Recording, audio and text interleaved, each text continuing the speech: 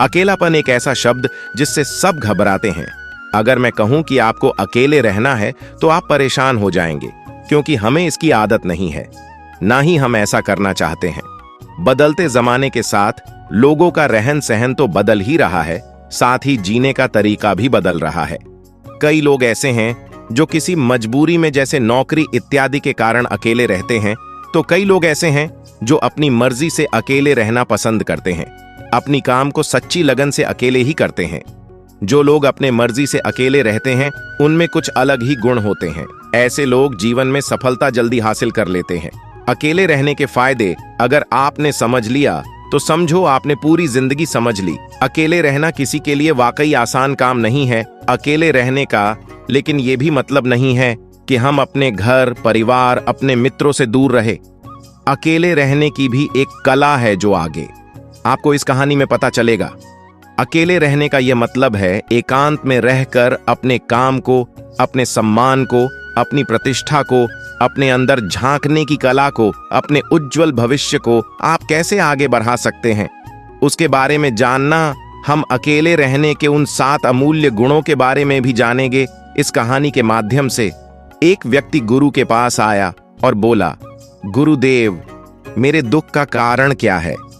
गुरु बहुत ही बड़े आत्मज्ञानी व्यक्ति थे। गुरु ने कहा, अपने आप को चीजों से चिपका लेना, चीजों को पकड़ लेना और उन चीजों के प्रति आसक्त होकर उसके पीछे भागना ही तुम्हारे दुख का कारण है। उस व्यक्ति ने गुरु को धन्यवाद किया और कहा, गुरुदेव, आपने तो मेरी समस्या का समाधान कर दिया। मैं इतने दिनों से अपनी समस्या का समाधान चाहता था। आपका धन्यवाद गुरुदेव। यह कहकर वह व्यक्ति वहां से जाने लगा। गुरु ने कहा, पूरी बात तो सुन लो। उस व्यक्ति ने कहा, नहीं गुरुदेव, आपका इशारा मिल गया, बस वही काफी है और समझदार को इशारा ही काफी होता है। 1 महीने के बाद फिर वह आदमी गुरु के पास आया। इस बार उस व्यक्ति का हाल बहुत ही बुरा था। वो बहुत ही दुखी था और सीधे गुरु के चरणों में गिर गया और कहा, गुरुदेव, आपने जो कहा था मैंने वैसा ही किया, पर मुझे सुख नहीं मिला, मुझे तो और दुख मिल रहा है। गुरु ने उस व्यक्ति से पूछा, तुमने ऐसा क्या किया? व्यक्ति ने कहा, मुझे अपने परिवार वालों से, मित्र रिश्तेदारों से दुख मिल रहा था। मैंने उसे छोड़ दिया और छोड़कर चला गया। 2-4 दिन तो मुझे अच्छा लगा, पर धीरे धीरे मुझे उनकी याद आने लगी। अपने माता पिता, अपनी पत्नी, अपने बच्चे याद आने लगे। रिश्ते, रिश्तेदार, यहां तक कि अपने शत्रु भी मुझे याद आने लगे। इतना दुखी तो मैं उनके पास रहकर भी नहीं था जितना मैं उनसे दूर होकर हो गया हूं। इसलिए आज मैं वापस घर जाने के लिए निकला था और आपके पास आ पहुंचा। आपने मुझे इतनी गलत सलाह क्यों दी? गुरुदेव, गुरु मुस्कुराए और गुरु ने कहा, तुम परिवार को छोड़कर भाग गए, मित्रों, रिश्तेदारों, यहां तक कि शत्रुओं को भी छोड़कर भागे, और यह तुम्हारी गलत फहमी थी कि तुम छोड़कर भाग रहे हो। वास्तव में तो तुम उन्हें लेकर भाग रहे थे।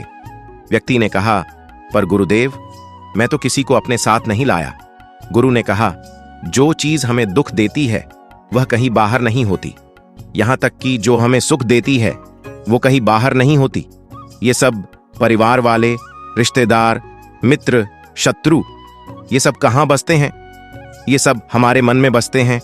और जब तुम भागे तो तुम अपने मन को साथ लेकर भागे, और तुम्हारे मन में ये सब तुम्हारे साथ भाग रहे थे, तो तुम इनसे कहीं दूर गए ही नहीं। जब जो चीजें मन में बसी हो और वो आस पास हो, वह हमें बहुत लगता है, पर वह बहुत कम होता है। और जब हम इन चीजों से दूर हो जाते हैं, यानी छोड़कर भाग जाते हैं, तब मन उन चीजों को पाने के लिए फिर से प्रयास करने लगता है, और तब ये चीजें बहुत ज्यादा दुख देती हैं, जैसा तुम्हें हो रहा है। व्यक्ति ने कहा, तो गुरुदेव, मैं क्या करूं? चीजों के साथ रहो तो दुख, चीजों को छोड़कर जाओ तो दुख। क्या मैंने सिर्फ दुख उठाने के लिए ही जन्म लिया है? गुरु जोर से हंसे और कहे, यह बात बिल्कुल सत्य है। यहां सब सिर्फ दुख उठाने के लिए ही जन्म लेते हैं, पर यह भी सत्य है कि इन दुखों के पार सुख है, और उन सुख के पार दुख है, फिर सुख और फिर दुख है। जिन चीजों में हमें सुख नजर आता है वो हमें दुख देते हैं, और जिनमें दुख नजर आता है वही सुख का कारण बन जाते। उस व्यक्ति ने कहा, गुरुदेव, क्या इस सुख दुख के माया जाल से बाहर निकलने का कोई रास्ता नहीं है?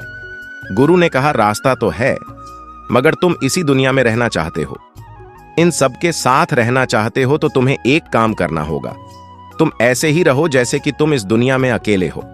सबके साथ रहो पर अकेले रहो। व्यक्ति ने कहा, पर गुरुदेव ये कैसे हो सकता है? गुरु उस व्यक्ति को एक जगह पर ले गए जहां पर एक मेला लगा हुआ था। वहां बहुत भीड़ थी।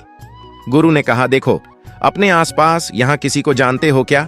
व्यक्ति ने कहा, नहीं, यहां तो कोई भी मेरी जान पहचान का नहीं है। गुरु ने कहा, क्या तुम यहां अकेले हो? व्यक्ति ने बोला, हां गुरुदेव, बिल्कुल अकेला। गुरु ने कहा, नहीं, तुम्हारे मन में कुछ चल रहा है, तुम अकेले नहीं हो। व्यक्ति ने कहा, हां, मैं जल्द से जल्द अपने घर जाना चाहता हूं। अपनी पत्नी से, अपने बच्चों से, अपने माता पिता से मिलना चाहता हूं, अपने मित्रों से मिलना चाहता हूं, वही मेरे मन में चल रहा है। गुरु ने कहा, अब यह सब भूलकर अपनी आंखें बंद कर लो और अपना ध्यान यहां होने वाली आवाजों पर लगा दो। और जैसे ही उसने अपनी आंखें बंद की और सारा ध्यान वहां हो रही आवाजों पर लगा दिया, उसे एक अकेलापन, एकांत महसूस हुआ। उसे लगा कि वह इतनी बड़ी भीड़ में भी अकेला है। सभी आवाजों के ऊपर ध्यान लगाने के कारण किसी आवाज का कोई महत्व नहीं था, बस आवाजें थीं और वह था। उसने अपनी आंखें खोल दी और कहा, गुरुदेव, यहां तो मैं बिल्कुल अकेला हूं, सब हैं पर कुछ नहीं। गुरु ने कहा, बस इसी तरह अकेले होना है। तुम रहो सबके साथ भीतर से, लेकिन अकेले रहो। साथ में सब हो पर मन में कोई ना हो। जिसने इस तरह से अकेला जीना सीख लिया, उसे कभी जीवन में दुख नहीं होगा, उसे चीजें दुख नहीं देगी, वो हर चीज में आनंद की प्राप्ति कर सकता है। गुरु ने आगे कहा, महान सफलताएं अकेलेपन से ही शुरू होती हैं। अकेलापन हमें उनसे मिलाता है। अपने अकेलापन को नकारात्मक मत समझना, बल्कि उसे एकांत समझकर खुद को जानने का प्रयास करो। जब तुम्हें एकांत पसंद आने लगे तो समझो तुम्हारा वास्तविक वजूद तुमसे मिलना चाहता है। इसलिए अपने इस एकांत प्रेम का सम्मान करो। गुरु बोले, मैं तुम्हें 5 ऐसी खूबियों के बारे में बताता हूं जो अकेले रहने वाले लोगों में पाई जाती है और उन्हें दूसरों से अलग बेहतर बनाती है। गुरु ने कहना शुरू किया, पहली खूबी जो एकांत में रहने वाले लोगों में पाई जाती है, वो दूसरों की तुलना में खुद के प्रति ज्यादा जागरूक होते हैं। वो खुद के स्वभाव और आचरण के बारे में ज्यादा गहराई से जानते हैं। ऐसा इसलिए होता है क्योंकि जब हम अकेले होते हैं तो हमें खुद के बारे में सोचने का काफी समय मिल जाता है, जिससे हम खुद के व्यवहार को अच्छे से समझ पाते। एकांत में रहने वाले लोग खुद की कमजोरी और ताकत को भी अच्छे से जान पाते हैं, जिससे वह दूसरे लोगों की तुलना में किसी भी खराब परिस्थिति का सामना ज्यादा अच्छे से कर सकते हैं। गुरु ने कहा, अकेले रहने वाले लोगों की अगली खूबी है, उनके साथ सकारात्मक सोच वाले लोग होते। देखो, जब बहुत से लोग हमारे साथ होते हैं तो वहां एक दूसरे से तुलना, जलन, घमंड, लालच जैसे को विचार अपने आप ही मन में आने लगते हैं। फिर इंसान इन विचारों के बस में आकर उल्टे सीधे काम करने लगता है। हालांकि ऐसा नहीं है कि एकांत में रहने वाले लोगों के मन में ये विचार नहीं आते, क्योंकि वो अकेले हैं, इसलिए दूसरों से तुलना, जलन, घमंड जैसे विचार उनके मन में दूसरों की तुलना में थोड़ा कम आते हैं। साथ ही अकेले रहने की वजह से उन्हें खुद के बारे में सोचने का ज्यादा समय मिलता है, जिससे वो अपने नकारात्मक विचारों को पहचान कर उन्हें कम कर सकते हैं, जिसके कारण ऐसे एकांत में रहने वाले लोग ज्यादा सकारात्मक होते हैं। अकेले रहने वाले लोगों की तीसरी खासियत यह है कि ये लोग ज्यादा अनुशासित और आत्मनिर्भर होते हैं, क्योंकि अकेले रहने वाले लोगों को अपनी ज्यादातर काम खुद से ही करने पड़ते हैं। इसलिए यह दूसरों की तुलना में ज्यादा आत्मनिर्भर होते हैं। साथ ही ऐसे लोगों को दूसरों का काम भी पसंद नहीं आता। ये अपना काम खुद करनी पड़ती है। साथ ही ये लोग कोशिश भी करते हैं कि दूसरों से कम सहायता लेनी पड़े। पर क्योंकि ऐसे लोग आत्मनिर्भर और अपने काम को लेकर स्पष्ट होते, ऐसे लोग अनुशासित भी होते हैं। ये लोग अपने समय की कद्र करते हैं और दूसरों का भी समय बर्बाद नहीं करते। अकेले होने की वजह से ऐसे लोग एक निश्चित दिनचर्या का पालन भी करते हैं, जिससे ये लोग ज्यादा व्यवस्थित होते हैं और ये भी इनके अनुशासित होने का एक कारण है। गुरु ने आगे कहा, अकेले रहने वाले लोगों की अगली खासियत ये है कि ये लोग किसी भी चीज के बारे में बड़ी बारीकी से और गहराई में जाकर सोच सकते हैं। अकेले रहने वाले लोगों की यह सबसे बड़ी खासियत होती, इसलिए जितने भी लेखक, कवि और बड़े बड़े काव्यों के रचयिता हैं, उन सभी को एकांत में रहना पसंद था, क्योंकि जब कोई व्यक्ति एकांत में होता है तो अपने अंदर की आवाज सुन पाता है। जितने भी बड़े आविष्कार हुए, उन सब की शुरुआत एकांत में हुई थी, क्योंकि एकांत में रहकर ही किसी भी चीज के बारे में बड़ी बारीकी से सोचा और समझा जा सकता है।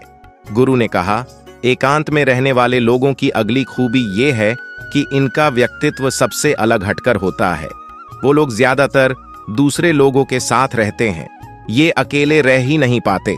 वो कितनी भी कोशिश कर रहे हैं, लेकिन जाने अनजाने में सही, लेकिन दूसरे के व्यक्तित्व का कुछ हिस्सा उनके अंदर आ ही जाता है। दूसरों की आदतें, दूसरों के विचार उनके अंदर प्रवेश कर ही जाते हैं, जिससे उनके व्यक्तित्व में वो अनूठापन, वो निरालापन नहीं आ पाता।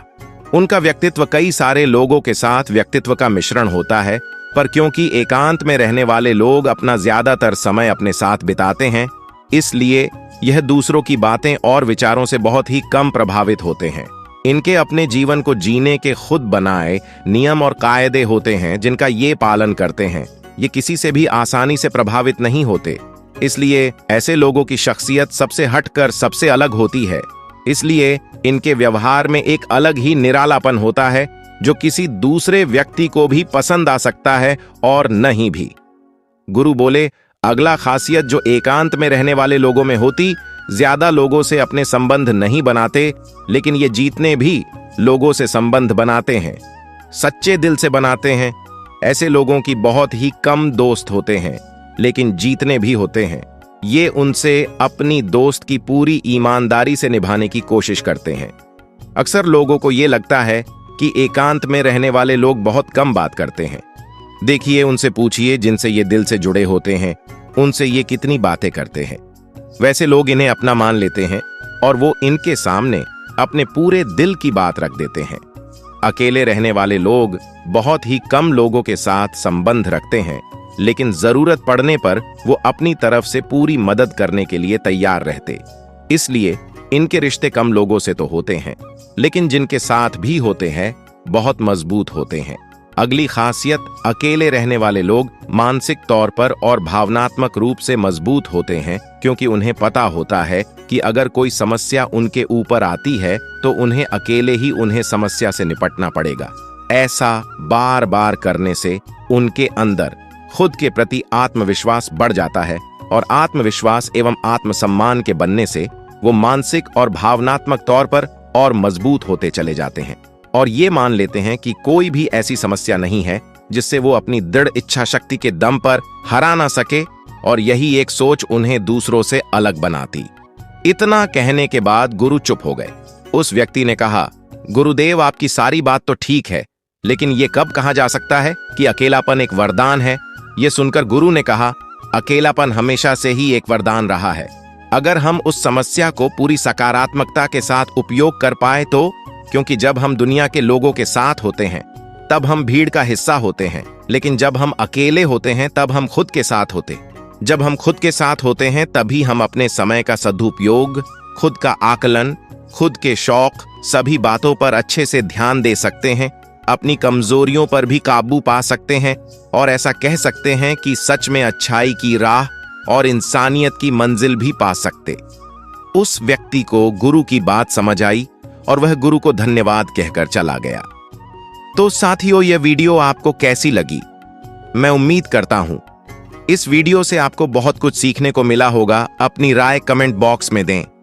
फिर मिलते हैं अगले वीडियो में।